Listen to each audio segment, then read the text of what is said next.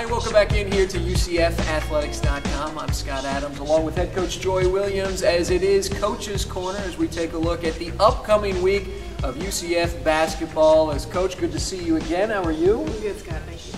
Well, we got a pair of games coming up this week, Coach. Teams that we have played already in Conference USA. We'll get to those in just a second, but the Knights come off a tough loss, to say the least, Coach, back on Sunday afternoon as UCF falling there to one of the better teams in the league, at least over the past several years, in the Tulane Green Wave, a 72-70 setback where, Coach, it came all the way down to the wire. Well, it did, Scott. You know, overall I was proud of our team, how we responded from that UTEP game and came back against Tulane, and I thought fought pretty hard for the most part. But again, those crucial breakdowns and crucial turnovers really at the end of the game, the last few possessions really came back to hurt us. But Tulane, like you said, is always a team that is in the mention for Conference USA at top tier. They've been a mainstay in this league for a long time, so they're always one to be reckoned with. And Coach, I'll say this, a nationally televised affair, at least the viewers at home watching there in that second half, as we make that run 14 points down, get up, take the lead on the Green Wave, and then make a ball game on it.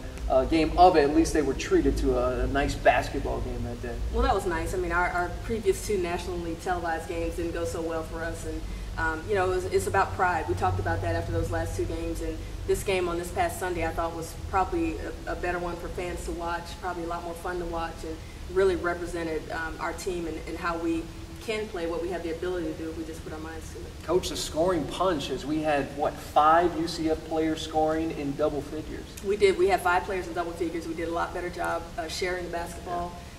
We rebounded the ball well. I thought Asia Patrick did a much better job. She kind of looked like her old self and penetrating. Her shot wasn't falling, but she found other ways to score and help us.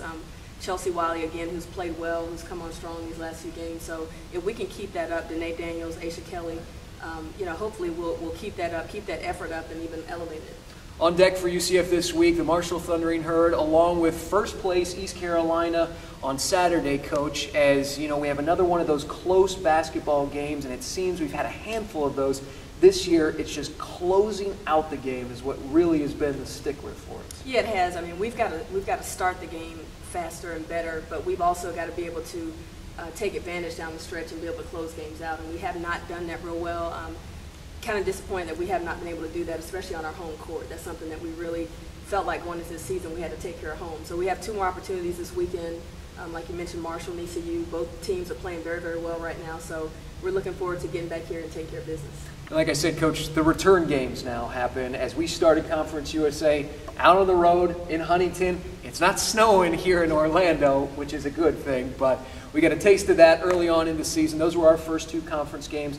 Starts on Thursday against the Marshall Thundering Herd, a team that really, during the course of that first basketball game that we played against them, really had our number. Yeah, they did. They did a great job of executing their offense, and we didn't do a very good job defensively. And offensively, our spacing wasn't very good as we look back at that game. But, you know, Marshall's a team that has a lot of weapons, and they have Kendra King, who's playing a lot better right now. But you think about Marshall, you think about Taniki Crook, and you think about Chantel Handy, 2 players that we really struggled with last time. But we've got to shore up our defense, Scott, and we've got to stop them in transition to be able to be successful.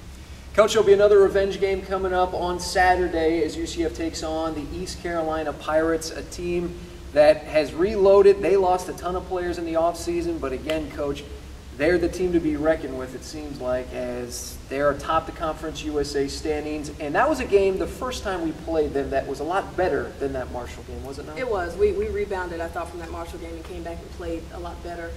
East Carolina's got a lot of weapons.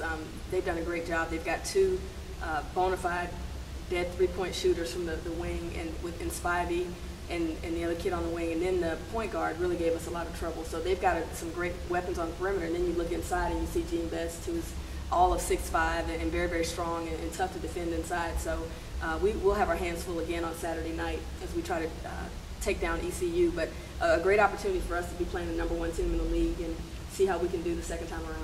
And Coach, it seems like we talked about there in that Tulane loss, we're getting closer, getting closer. Maybe last year we started Conference USA play after some of those non-conference games where we finally, that flip, the switch was flipped.